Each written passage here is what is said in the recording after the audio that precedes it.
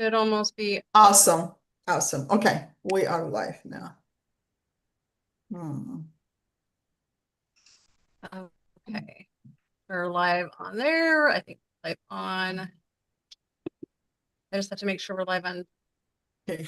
I'm gonna mute myself one. on the live stream, but okay. I'm gonna read off our disclaimer really quick here. So thank you everybody for joining Cancer Conversations and Choices tonight. We are going to have a fun discussion about diet and food and nutrition, so you're not going to want to miss out on this. My name is Marinette Smith. I'm a registered nurse and also a holistic cancer coach. And I'm just going to read off our disclaimer. This information that's shared in this podcast is for educational information purposes only. It's not intended for any medical advice and should not be used to diagnose, treat, cure, or prevent any medical condition. Always consult with a qualified healthcare provider before making any changes to your health, wellness, or treatment plan. And always consult with them.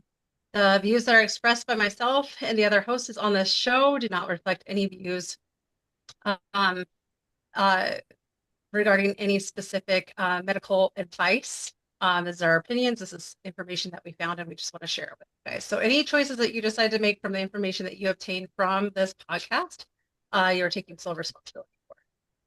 So let's get started, Maya. Well, you introduce yourself. yeah. Okay, I'm Maya Saman. We're missing Deborah today because she is on a flight apparently. It's another lady that usually we talk, three of us. We do discussions, but she might join later. Hopefully if she lands on time. If not, then it's going to be me and Annette. So I'm Maya Saman. I am holistic cancer coach and functional nutrition and lifestyle practitioner. And I did hold a nursing degree, which I gave up. So what I do is I just focus on cancer coaching. And me, Annette, and Deb, all of us are cancer survivors.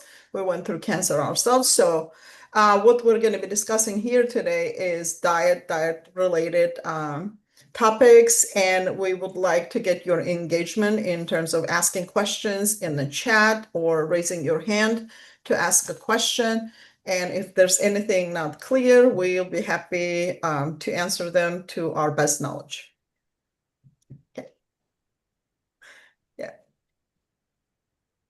So we're excited for you guys to join us. This has just been a topic that seems to be a lot that's out there.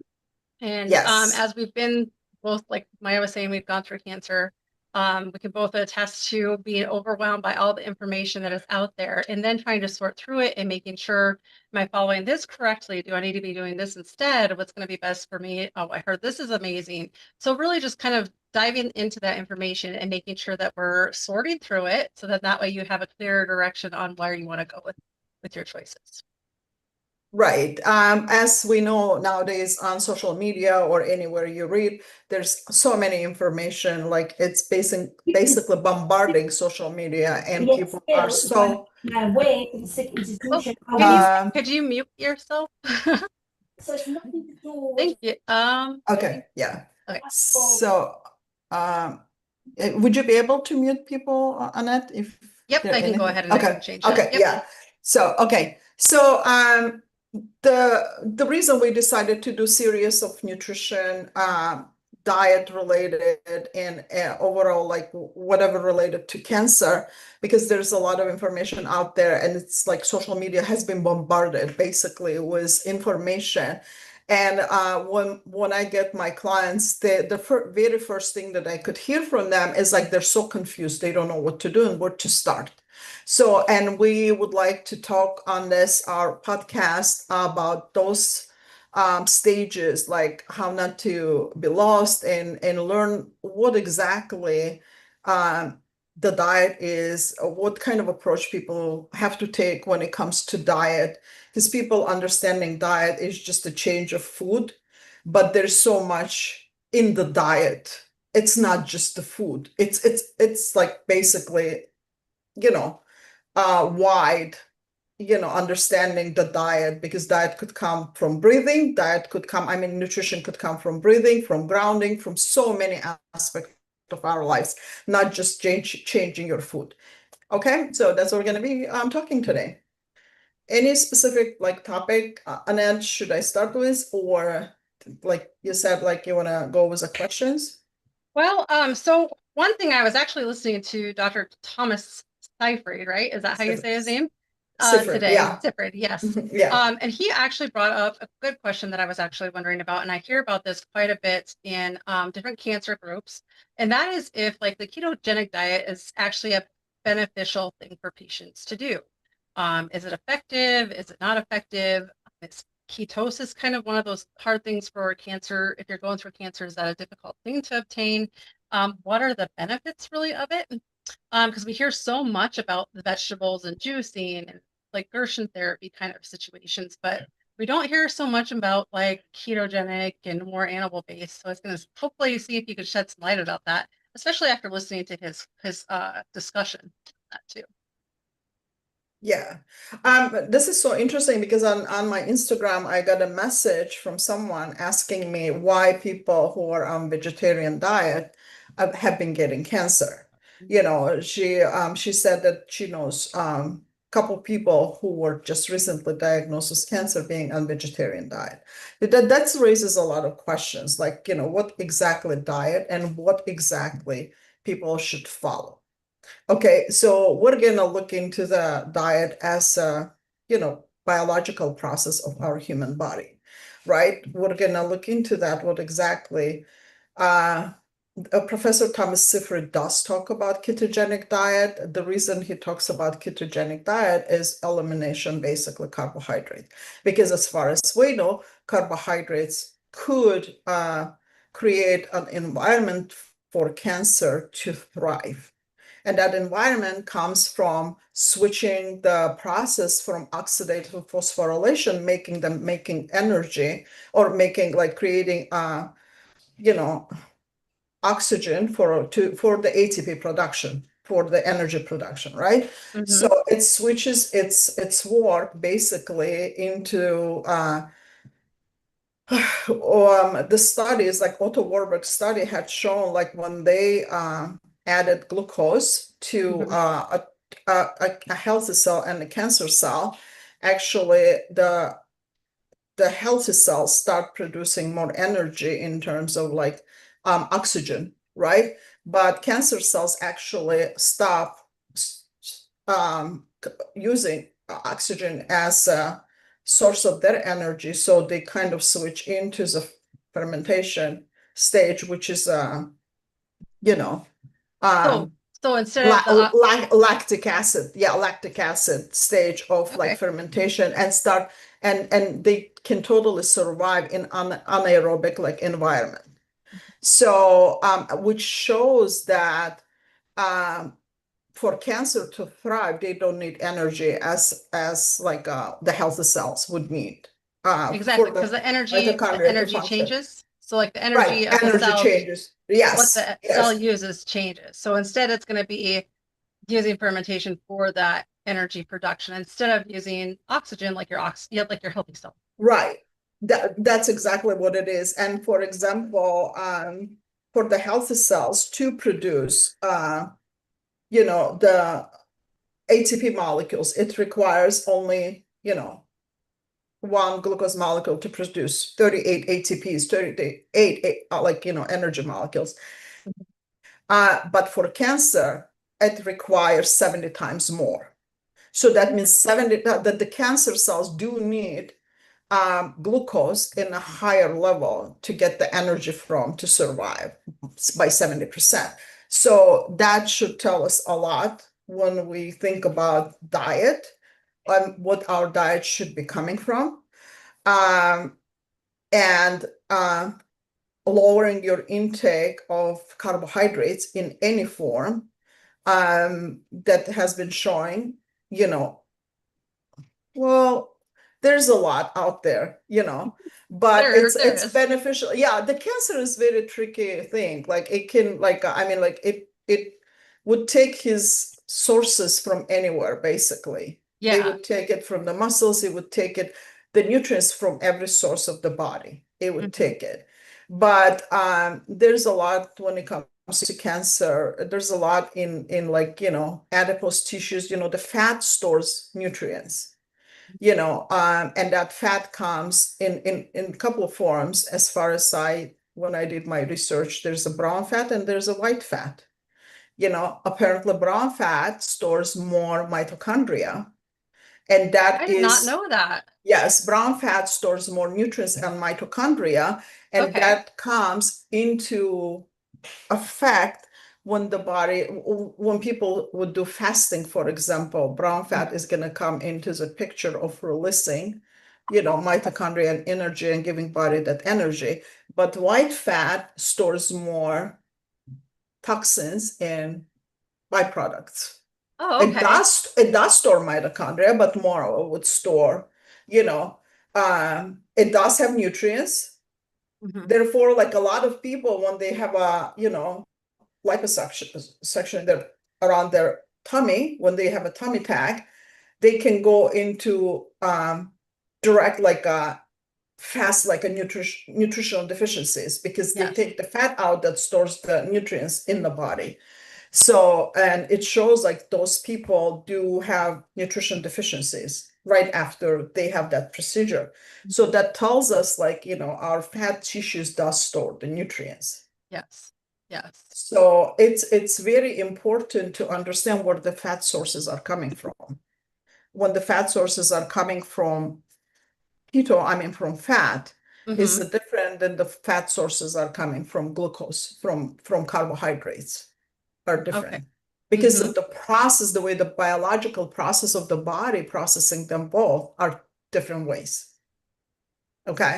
That makes so much sense though, because and I know that there's been a lot of discussion on, is cancer really, is it genetic? Is it mental? Is it epigenetics? Is it, um, you know, diet? But a lot of people are starting to focus on, studies too, where it's metabolic and mitochondria, I guess. The Yeah. dysfunction between those two that's actually causing a lot of those issues.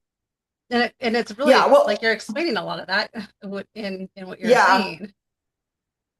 Right. Actually, the Otto Warburg was first professor, I mean, scientist who stated that cancer is a metabolic disease, Mhm. and it's a mitochondrial dysfunction. It's basically mitochondria loses its function, and DNA of the mitochondria, not DNA of the cell, not nucleus Uh, DNA of the cell, but DNA of the mitochondria that affects in the changes and dysfunction of the mitochondrial dysfunction and the dysfunction of the cell.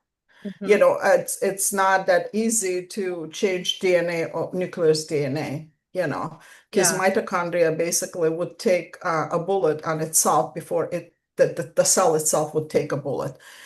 This is how our biology basically protects our body. Mhm. It's the way naturally innate ability of our body, like it fights for us to stay alive and does everything to keep us healthy and alive. So mitochondria would lose, like, but when there's a mitochondrial damage, then the cell dies off. But then when the Yes. cell dies off and there's a cancer, there's a signaling goes to a brain Mhm. to produce like more cells, and then the stem cells. That's why we talk about stem cells of like the chemotherapy would destroy the cells, but would never destroy the stem cells of the cancer, and it continue producing cancer cells. You know, um, And I think that that's a really so good, important basis to have when you're addressing cancer with nutrition, is understanding the whole biology and physiology, how it's like the pathophysiology, just how everything's working together to really understand what your body is actually needing. And once we can understand that part, then it's just building from there. I know myself, and this was 10 years ago when I was going through cancer and cancer treatment, and I was going to nursing school at the same time. So I'm, adjusting all of these things, learning about it at the same time. But I saw the cancer from that perspective, like, okay, what's the biology of it? What's actually going on in my mhm. body? And then how can I support my body to be able to, you know, best be able to attack that or get rid of it.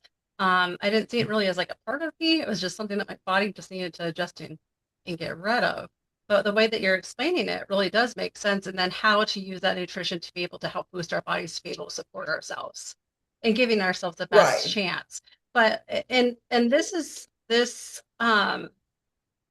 I think is the other part that's kind of confusing for myself and some other people, and I've talked to you about this for myself even going through 10 Mhm. years of survival. You're trying to just figure out what diet do I use? Do I use Mediterranean? Do I use keto? Do I use carnivore? Do I go through vegetarian and become vegan? Do I do Gerson therapy? And I've done quite a few of them. You can kind of tell differences in how you feel, but lately I've switched to some other things, and I've noticed that there's been even better benefit from that. And I think, like you were saying, just understanding our biology and how that affects everything that we're putting into our body and around our body. And we're also uniquely different, how to be able to approach cancer that way. So, Right. yeah. Yeah. In the chat, Leonard, he put like down about a book, Jane McLennan book, which I'm very familiar with, like using ketogenic diet after 28 days, it would switch by using your body is going to use the fat and protein as a source of energy, as a source of fuel for cancer. Yes, the cancer could do that, but there's many other aspect comes into the picture. In that, as I said, like human biology is such a interesting mechanism to understand. Entire biology is it's such a um, it's such a complex, what exactly our diet should be. There's no randomized human studies on nutrition, on human nutrition, because it's unethical to take a human from a birth and just run a diet, throughout entire life and keep people a certain isolation to per se take two, and it has to be like two identical twins and keep like them in a different environment and say it after that, okay, we did human randomized studies and this is what we know that human needs this type of diet. Because the diet, basically the nutrition is all coming out of theories, opinions, and basically epidemiological surveys. There is no human randomized studies on nutrition. So the nutrition has to come based on your genetics, the areas you grew up and your body is familiar, your genes are prone to. Humans are like, when we talk about plants, which I started at my journey when I was diagnosed with cancer, was like going raw, vegan diet, which I thought it was the best at the time because it was a Gerson therapy and I did like completely raw and stuff. I couldn't last more than 2 months because number one, I was constantly hungry. I had so low energy because I couldn't feel my body was what I needed with. At that time, I didn't know. This was a decade ago. At that time, I didn't know what am I missing. I thought I'm doing everything right based on the books that I was reading, Kelly Williams books, like Gerson therapy and other people. That I was like, okay, I'm doing everything right. But then I had no idea that what we're missing a lot of nutrients from in plants, we're missing them, and our body having a hard time isolating the nutrients from the plants because of the fiber itself, because of the cellulose, because our body does not make an enzyme to break down cellulose, and that cellulose actually takes the nutrients and take it out from your body, mixed with nutrients, so we're not getting needed nutrients. So this is, for me, learning that was kind of mind-blowing, because the plants to me were like I was like I would say like a god, I would say. We have to consume plants, so 90% of my food was plant-based. After that I became vegetarian and getting low on energy, couldn't hold my muscles, my muscle mass, in terms of, I would like, my body became so, I would say, weak. It's so hard to say. Yeah, muscles. I started experiencing neurological symptoms, and then I started experiencing, sleepless nights and a lot of hormonal dysfunction, because I completely cut myself out of animal products, and I completely cut myself off a lot of fat. So, but then, but that opened another door for me because I start looking more deeper into that. What exactly my cancer was like hormonal driven cancer, for example, right? So I start, okay, how does our body makes hormone? Where the hormones are coming from? So I start going, I start deep diving in that process, like learning. Apparently, for our body to make hormones, your body needs saturated fat. Yes. And that Yeah. saturated fat has to have all nutrients in them, such as vitamin A, D, K, and E. Okay. So what are we getting that saturated fat from? You're not going to get it from anywhere but animal fat. So No that would plant explain why you have like contain. the brain fog and like where you're just really kind of feel because like I was only Yes. vegan for a very short period of time, and you just I felt like I was just floating kind of in my body. Like I felt like my skin looked great. You know, I did feel good and my labs were bursting. But Mhm. like one, I still had issues with my blood sugars. They would not come down. Right. And Yeah. I was still having major digestive issues. And I had colon cancer. So that's something that you Right. cannot like take lightly. So you have to really try to manage that and balance it out. And Right. yeah. Yeah. That's another thing when you said about colon cancer. People with colon cancer having a hard time processing the fiber.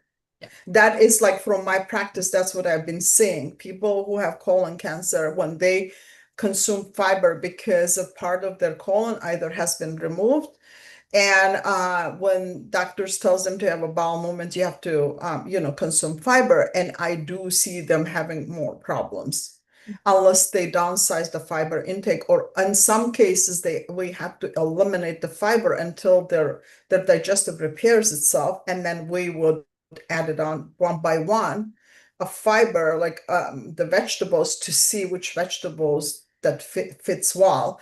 So what I'm realizing, for example, and why am I talking about this stuff? It's just for people to be mindful. Just because someone is talking out there and telling you, oh, this is good for you, you gotta go and do that. Number one, you gotta find the source. Where is it coming from? Number two, you gotta do your research. Is that the real good thing for you? Because I've done it myself. I would just hear it. Just because it's coming from wellness, nutrition, or holistic sources, that doesn't mean they're legit. This is another thing that I do see in people, because, oh, there's the integrative doctor, we're talking about that, but find the resource, where is it coming from? So I just past 10 years, I've been through the stages myself, and I did feel that, and working with my clients, I see the pattern, like repeated pattern, in them, what they are missing. So what Leonard is talking about, ketogenic diet and body using fat and protein as a source of making glucose. Yes, I do see that, and I know that, and body will do that. Body will use that, and it's not going to become, sustainable at some point unless you understand what your body needs, at what level you are. Saying per se like ketogenic diet is not going to work and it's not sustainable, we cannot say that. The reason for it, even those studies that have done on mice, number one, it was done on mice, not on humans, and were different. Number two, when those studies have been done, they never took environmental. There's so many different aspects could evolve around it that the scientists don't put that in the picture. They're like, for me, for example, to learn the level of protein I have to consume and level of fat I have to consume, it should come based on your physical activities, based on your body.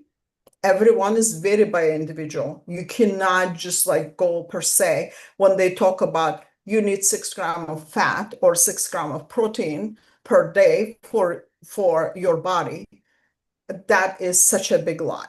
You have to build it. It took me 5-6 months to build mine, for example, to get to that level. That what I wake up in the morning, I don't see that spike in glucose. I see that glucose is down because it didn't matter. Like I don't consume carbohydrates, right? All I consume, I'm on a strict ketogenic diet, but when I wake up in the morning, I would still wake up with high glucose levels.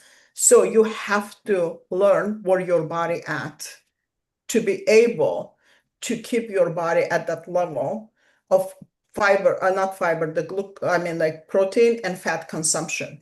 But your body need that protein, number one, to hold on to muscle mass, especially very important when people go through chemotherapy. Losing muscle mass is so easy when people go through chemotherapy. Number two, to help your body make energy by using fat instead of using carbohydrates. Okay. Right. And number three, your body still will make carbohydrates at the percentage your body needs, at the percentage of muscles or the brain. But the muscles again comes from the picture. If you're exercising, if you're not exercising, what activity you do, what you're surrounded with, what your epigenetics are, you have to know basically everything. You Really cannot paying just do attention to yourself. exactly. This is what I do with my client. I build it with them that level where they have to be at. By saying like ketogenic or even carnivore diet is not sustainable. I would ask those people, show me the proof. Show me the legit science, show me the proof, then I would trust. Because I personally could not find any studies or any research that would state that. So if you have those, show it to me. But what I see, what our body needs is all form of nutrients that comes from animal protein. By saying that animal protein is bad for cancer, I need to see the study personally. Because I do see it, I did see it on my personal experience. I've seen it on my families. I've seen it from my clients. Unless we added a certain amount of protein to keep the body nutritionally functioning, but at the same time not spiking glutamine levels that also could fit cancer. Oh, true. Very good point. I'm glad you Right? mentioned that part of it. Yes, Because that is people such a big say, part of yeah, it. people say glutamine could fit cancer, and Professor Thomas Seyfried talks about it a lot. Mhm. So bringing your body to that level of the protein intake and fat intake that is not going to do that, but at the same time would give you that nutrition level that your body needs to function on a daily basis. And that comes with your exercise levels, that comes with fasting, that comes with intermittent fasting. There's so many things that people have to be like mindful about before they talk about, what exactly the diet is a perfect diet for humans, Yes. because we don't know that.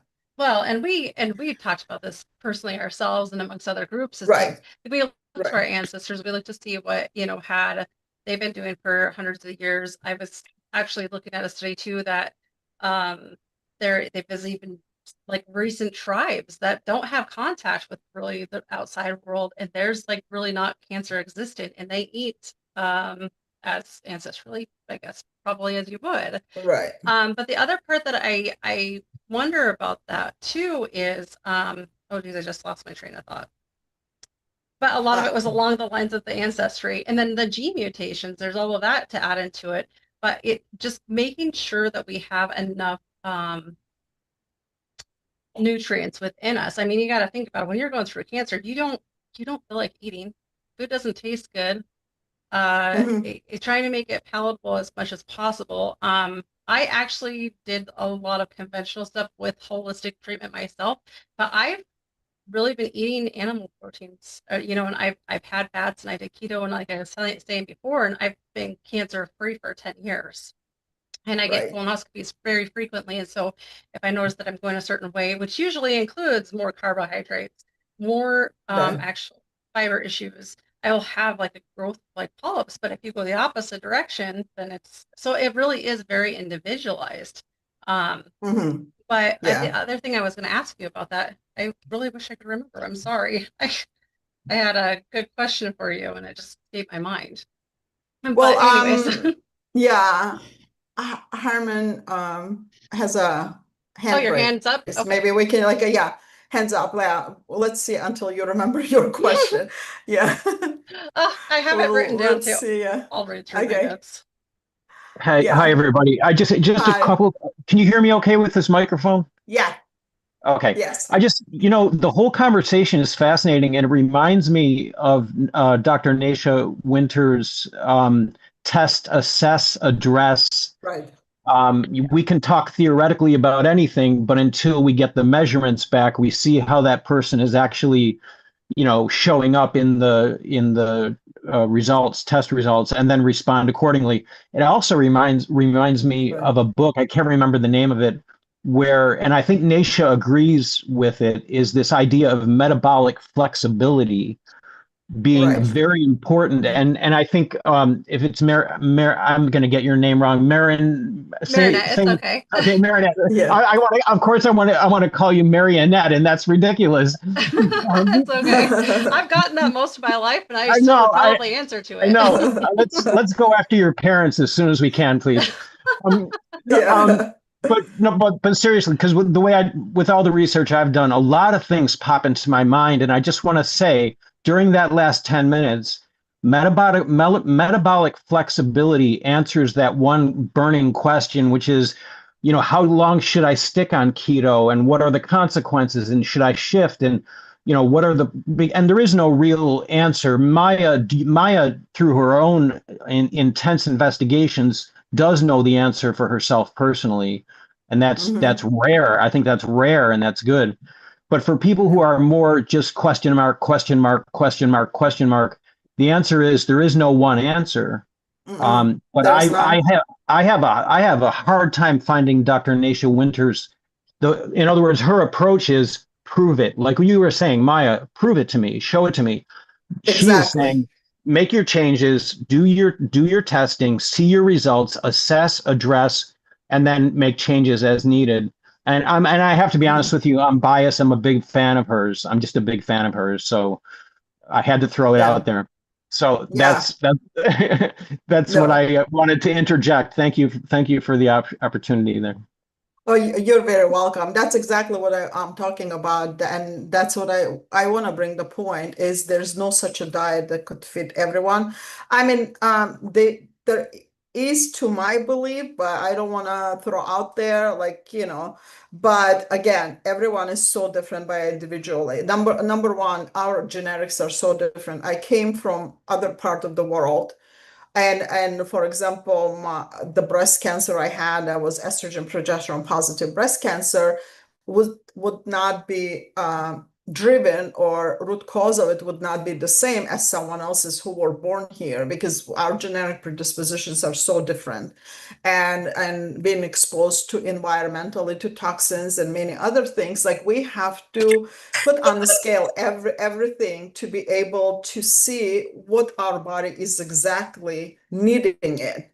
We might have some gene mutations here and there, but that doesn't mean you cannot reverse them, you cannot repair them. And science has been showing you can manipulate your genes. So that's another thing. Like, let's talk about glutathione, for example. A lot of people thinking, okay, glutathione, I need to take glutathione, and it's good for cancer, it's a main antioxidant. But people, when we talk about diet, you have to understand that how do you activate glutathione in your body? Grounding would activate your glutathione more than supplementing with a glutathione. So this is a diet that we would like to talk about. Like, it's not only food, it's everything that you have to pay attention. And I've learned that grounding activates the glutathione production in your body. There is also, of course, the precursors for glutathione, the amino acid that actually comes from animal sources than the plant sources. You actually cannot have a plant source and activate the glutathione production in your body. But animal sources you do have, because the precursors, it's coming like the selenium, the cysteine, glutamine, and glycine. Those are mainly comes from animal proteins, more bioavailable form. For our body, it's easier to digest and break it down and easier to convert. But there's other things. So like waking up in the morning, sunrise, activates so many functions of our body, activates like vitamin D, synthesis in our body. That is a nutrition, that is a digestive, that is a food to your body. And we don't take that. We rather take the supplements of vitamin D instead of stepping out in the sun. Actually, when you step out in the sun, you get better version of vitamin D. I actually have a client that I was talking today. She has a very high level of vitamin D in her body. Why?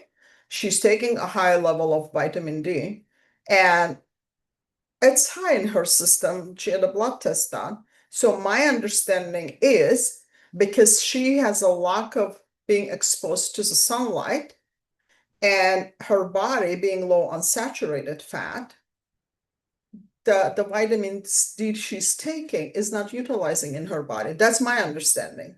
Okay.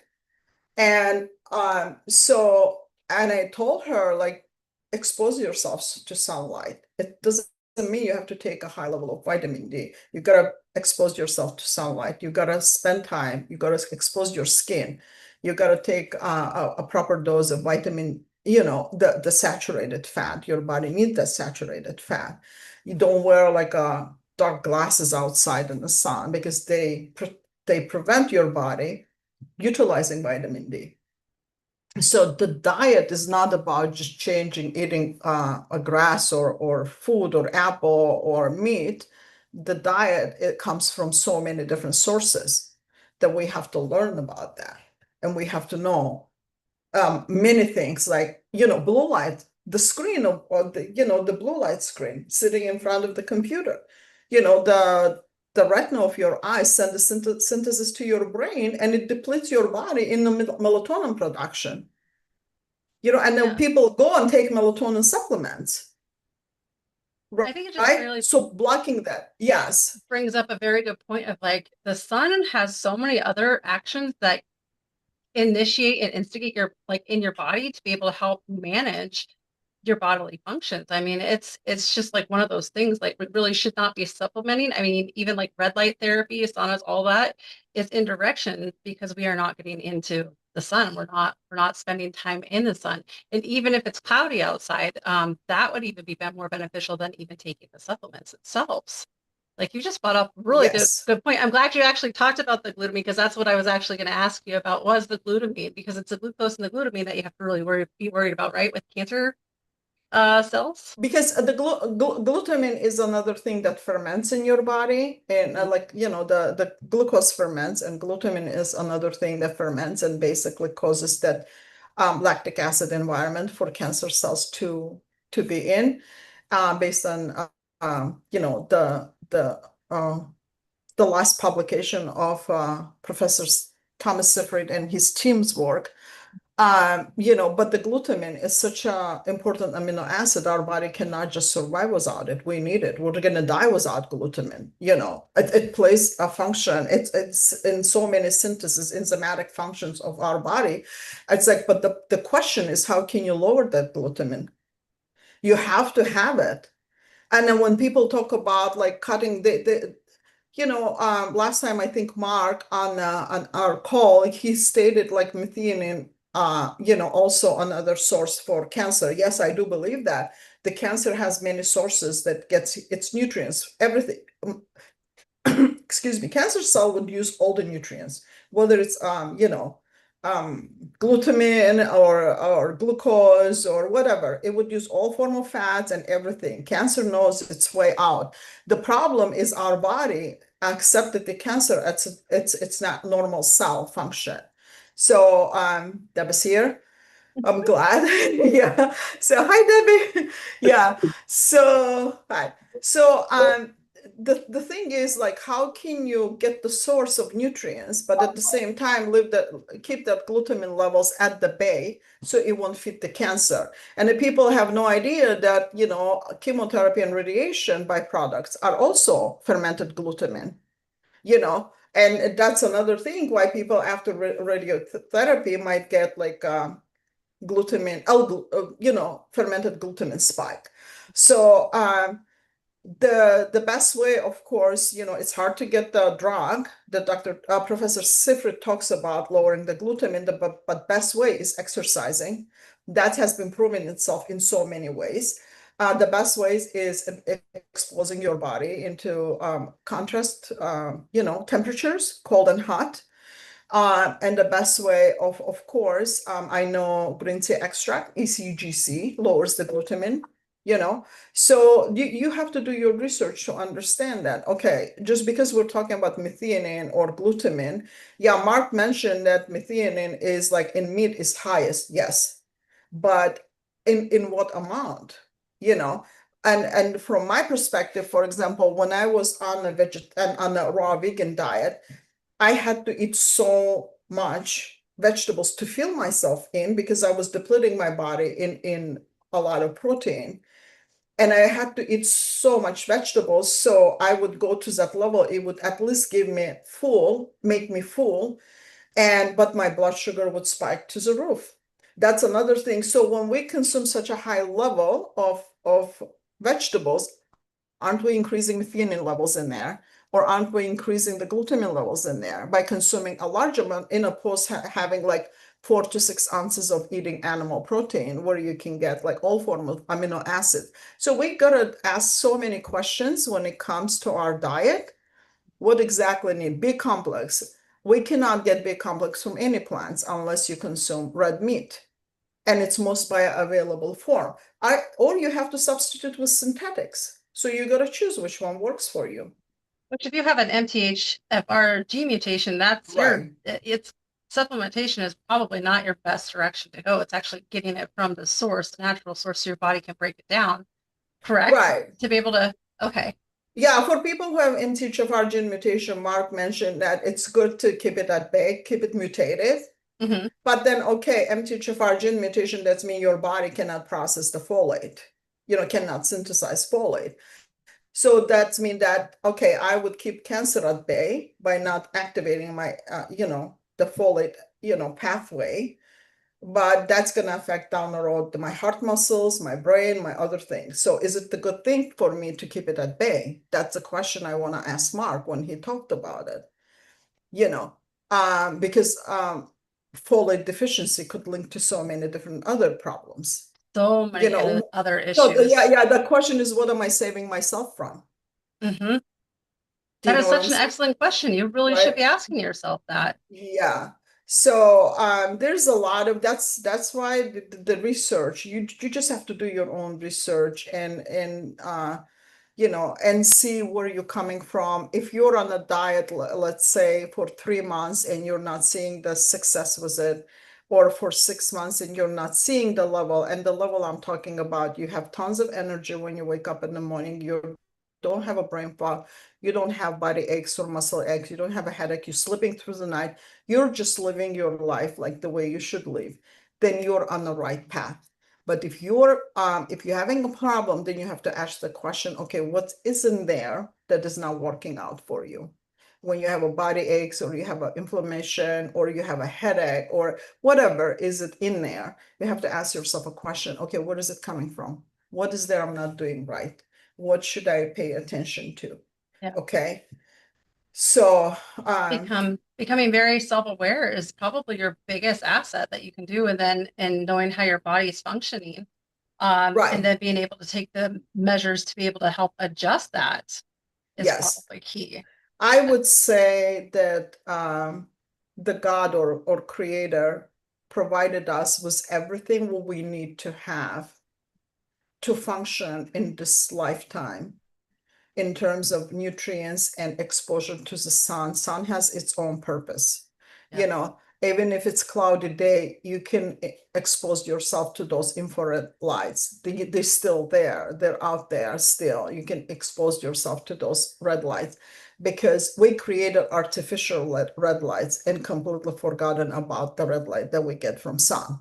We rather pay money instead of going and getting them naturally in the frequencies or in the strengths that meant to be for us, our biology meant to have, and that's exactly what I'm talking about. Like we created everything synthetically and exposing ourselves to synthetic options instead of using that for free that comes from nature.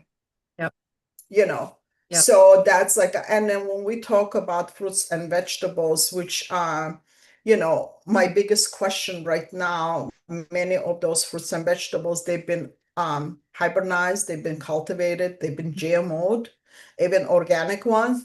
So when we consuming them, are we getting what they meant to have in the first place for us?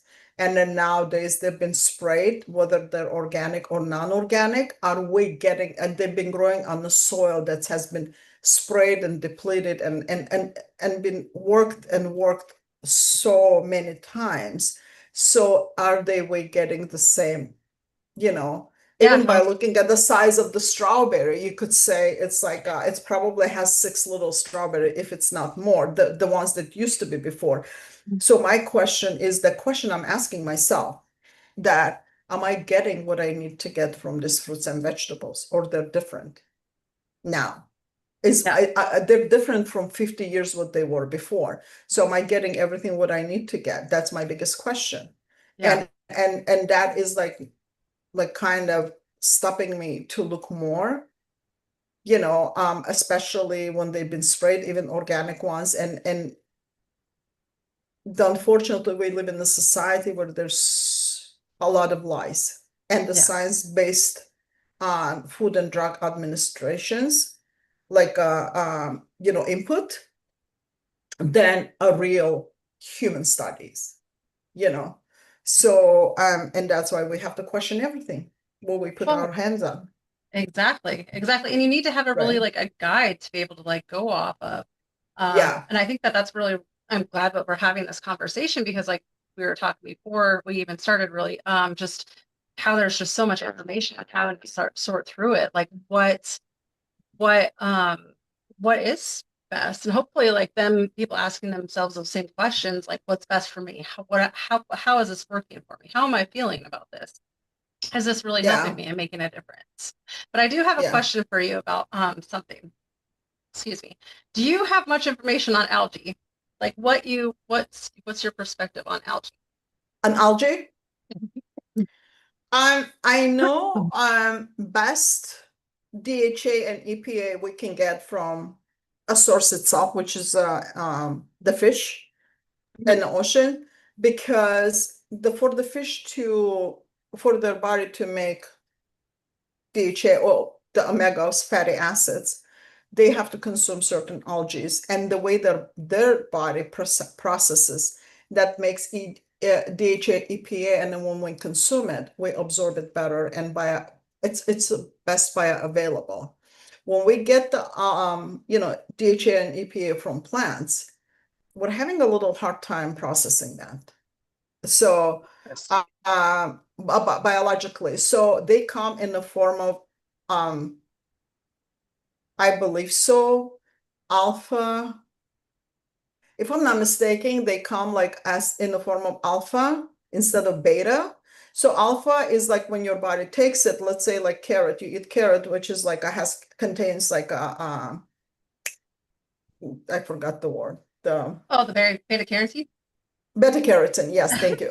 So it contains beta carotene, which our body takes it and converts it into the, you know, vitamin A. So or converts it into the other form. So, but you can directly get vitamin A from a real source, which is like you know, fish oil or butter, you know. So it's more bioavailable. Your body is not creating, your liver should not create enzyme to take that beta carotene and convert it into something else. So that's the energy your body spending, you know, coming up with a formula that has to create an enzyme to be able to convert beta carotene into vitamin A. So when you can take a fat and consume direct vitamin A, that is more bioavailable to your body. Same thing as algae. So when you use algae, when you use EPA DHA in the capsule form from algae, yes, your body would use it, but it's gonna, you're gonna probably get about 40% of that, you know, instead of 100% by consuming, like by eating like wild fish, for example, once or twice a week. So that's what exactly the diet, like you have to know like where your diet is coming from and what exactly your body, how is the biological process of your body, right? So What does can- it do? Can you touch Yeah. on enzymes then? Because that's actually where I was leading to with the algae. So can you touch on that and how that actually affects us if we're like enzyme deficient, or like you were saying, if your body has to create something to be able to turn something else into something that's more bioavailable? Can you shed some light on that for us?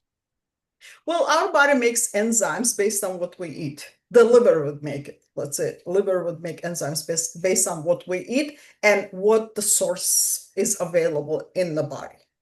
So it would create everything. Like let's say if we took, people talk about flaxseed and they're saying like a flaxseed is high in omega fatty acids, which it is, but it's alpha fatty acid. It's not beta.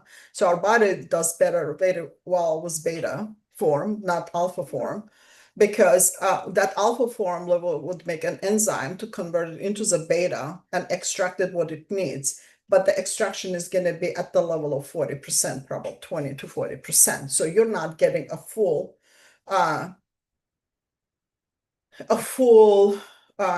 let's say, omega fatty acids from that.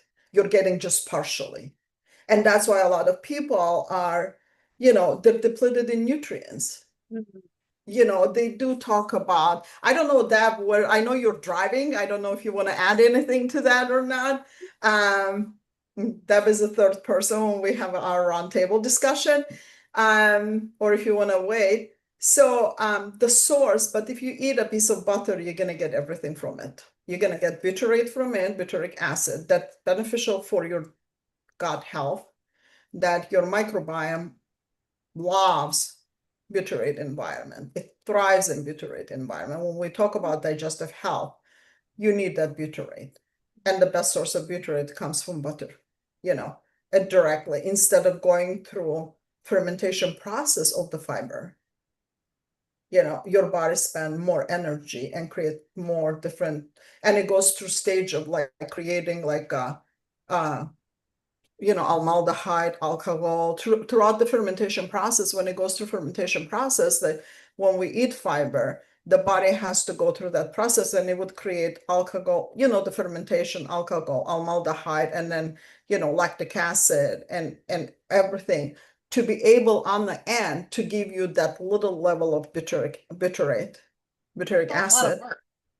It's a lot of work. But when you go, yeah, but when you eat butter, your body would just go through the beta oxidation and give you that butyrate. Very simple, very easy, So, And you want to eat like a grass-fed, grass-finished kind of butter, correct? Like that's going to be the better way to go? Preferably, yes. And people should not be afraid of eating animal fat and animal product throughout the cancer, because there's actually no science, no research, no study had been showing that they do cause cancer. If you take a steak or meat and you do a research and you learn what is a compound of the steak, it's basically muscles, it's 60% water, protein, fat, and minerals. So what exactly in those four could harm the body? None, unless you cook your meat in the state of like when it gets black or, but if you cook your vegetables, burn them, they also could cause the same thing. So yes, does really meat cause cancer? There's no actually legit studies out there. I've done my homework. That's what I'm talking about. Because there's chemical changes. Yeah, before I start eating animal product, I have done tons of homework. Months of homework. How many months, Maya? It was a long time. About 7 months or 8 months of doing and looking for a research, and I couldn't find any. So if any of you can find anything, I'll gladly read about those researches. But I personally could not find anything like that. So what I just see from my personal experience, number one, the keto form of diet, low carbohydrate diet, or no carbohydrate. In my case, no carbohydrate diet. Why? Because I'm diabetic. And I know how blood glucose levels affect cancer. So for me, the best way for my body to not give carbohydrates, and I could not do that being on plant-based diet. I couldn't. So I tried. I was a juice queen. I have tried for 7 years. It's not just a month or 2 months. I've tried for 7 years, but I couldn't. But past couple of years being on what I am on right now, I keep my glucose levels at the lowest as I can. That's number one. I understand like a Jane McLennan's book, but that's worked for her. That doesn't mean it would work for everyone. That's number one. People can take her information and work with it based on their condition. You know, it doesn't mean it's going to work for everyone. So, and I've seen Jane McLennan actually in the at the conference.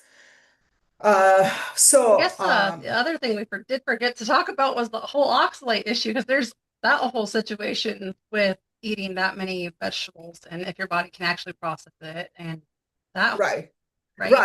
Yes, that's another thing. In my case, for example, if your microbiome does not have a bacteria that breaks down those oxalate that present in the plants, you know, your body is going to hit at some point.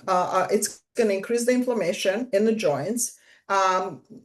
Kidney stones, gallbladder stones, you know, there's so many the side effects from oxalates, which I tend to get myself into, you know, and I couldn't understand where the problem is coming, because I was like, I thought that I'm such a great diet that everyone talks about, 90% of plants, tons of juicing. I'm talking about 5-6 cups of juicing a day, all green, no sweets, you know, could not bring the blood sugar down. And oxalate were overloaded with oxalate. When I stopped consuming plants and went on ketogenic, I had a oxalate dumping. It would come from my gums and it would come from my eyes. It was such an interesting process, you know, for people to learn. And I learned about oxalate based on the book of Sally Norton that called Toxic Superfood. It's a great book to read for people to understand, you know, that the plant do contain compounds that are not, that doesn't fit our body, you know, and it prevents nutrients absorptions. So, and I do see that on people who come 100% vegetarians. Number one, they come with higher glucose levels, and number two, they come to me because they're depleted in nutrients. So we have to question everything. Where is the plant-based came from? Okay, what is the science behind it? Why everyone is pushing fiber? Is there science behind the fiber? Like, I couldn't find any studies on those things. Legit studies I could not find. And every study you find, you have to scroll down and see who is funding those studies. Are they epidemiological surveys? Are they opinion? Are they theories? You know, when I learned about meat being carcinogenic, but not carcinogenic, it basically came from WHO. Really? Basically, they just made that statement, meat is carcinogenic, out of nowhere. That's so in your research, like, right. And you are and an it excellent just researcher. picked up.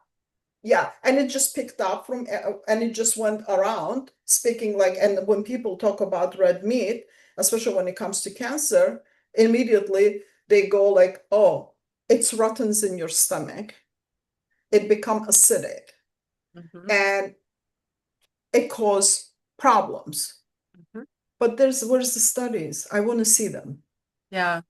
You know, I can actually recall that, even because I was diagnosed with, with colon cancer. I can actually recall that being in the material. And I actually don't know that any studies were actually related to it. And now that I think about it, I don't know that I've actually read any directly related to that.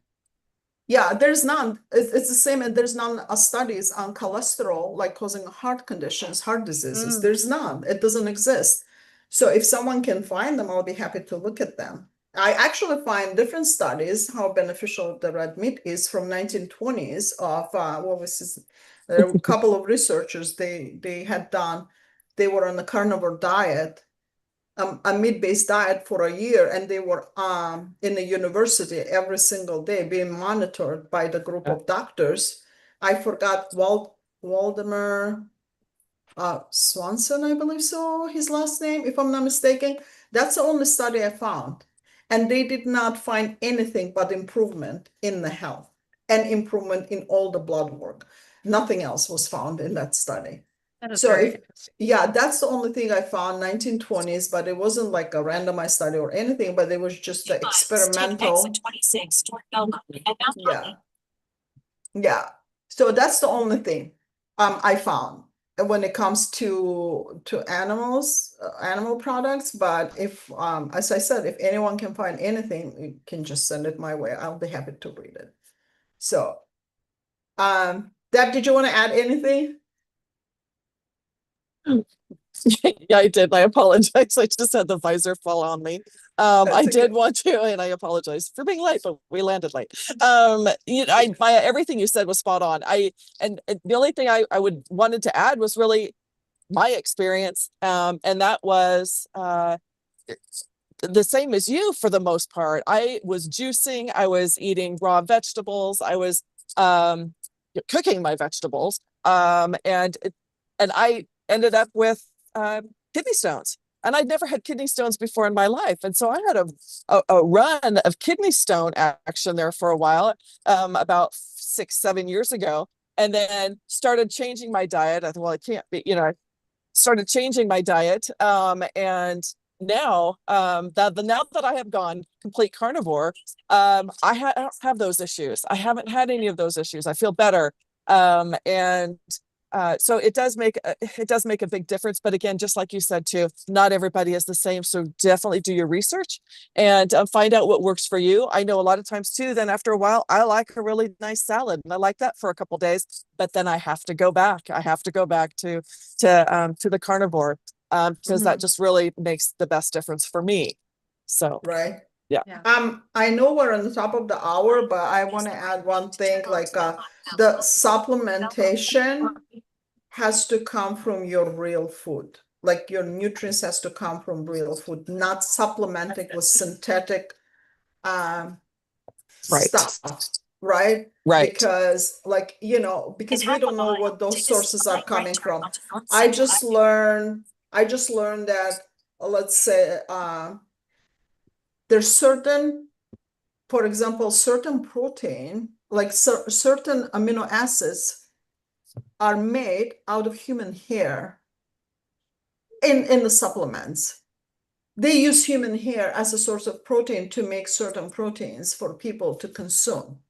I'm like, okay, this is like, for me, it's big no. So it's just like, yeah, where is it coming from? I'm like, what are we exactly consuming here? Supplement. Why are we consuming so many supplements when we have to get this from food source? Exactly. That should be our food, right? That has to be our nutrients.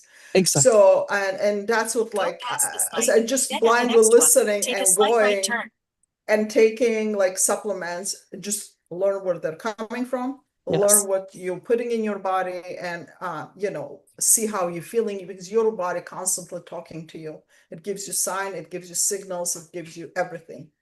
Just listen to that, right? It does. Absolutely, it does. The best way, if you can do it naturally, if you can go to, we see more farmers markets popping up. We see a lot more people attending the whole grocers, natural foods, and that type of thing, which is fantastic. And that's really kind of what you want. A lot of people are starting to grow their own. And so that can be a whole other topic, but a lot of people too, it's expensive, right? So how do we do that? And that might be another topic for another time, is how do we do that? How can we do that to be affordable? There are ways to do that. And that could be simply planning ahead, really planning ahead, freezing and thawing, and then doing those types of things as far as meal preparation. And that can go a long ways as well in doing that. So I just wanted to throw that in there. Right. We're going to do a series of these talks on, especially on nutrition, because it's been such a big, like a challenge for a lot of people. So we decided just to continue and break it down, maybe down the road, and see, what if any of you out there are interested on any particular topic and would like to learn something more about something, we're going to do our homework and we're going to bring it to the table and discuss it together. And if you have any questions that you would like us to address, also please, you can contact us through social media and, everything. So because we were talking here, a lot of things that we went through ourselves, and we learned our steps, like being where we're at today and being cancer free. For me, it's a decade now, 10 years, and I went through cancer twice. So it's a decade now, and for Deb it's also been a couple of years now, and Annette 10 years, more than 10 years, Annette. Yeah. 10 years, So yeah. right, so we've been through cancer, we've been through challenges, and we kind of built our way where we're at today by doing our homework. So, and that's all we would like to talk about. So if you have any questions, please, Yeah, definitely let us know. That was such a wonderful discussion. That was awesome, ladies. We're so glad that we got to have you And join us, gentle- Deb, at the end. yes, and gentlemen's too. We Yeah, have a- yes, and gentlemen. Sorry, yes. Gentlemen's, I do yeah. see Leonard's everyone. picture, and I do Thank see you. Thelonious. Yes, you're welcome. Yeah. Well, thank you. And thank you It's for nice to joining be us this back. week. Yes. Yeah. So we'll be back Yeah. in what's this week? 2 weeks from now. So the first, I believe it's the 1st Oh of July. yes, it will we be. were It'll be back. July 1st. Mhm. July 1st, the same time, we're gonna be back with our live show. Okay. Yes. All right. Thank you so much, everyone, for joining us today. Thank you, everybody. Thank you. You can catch the recordings actually later on Mhm. on the YouTube channel and the platform. Okay. Yes. Bye, everyone. Bye. Bye. Thank you, Leonard. Thank you. Bye. Bye. I'm gonna end this and then I'll send a new one.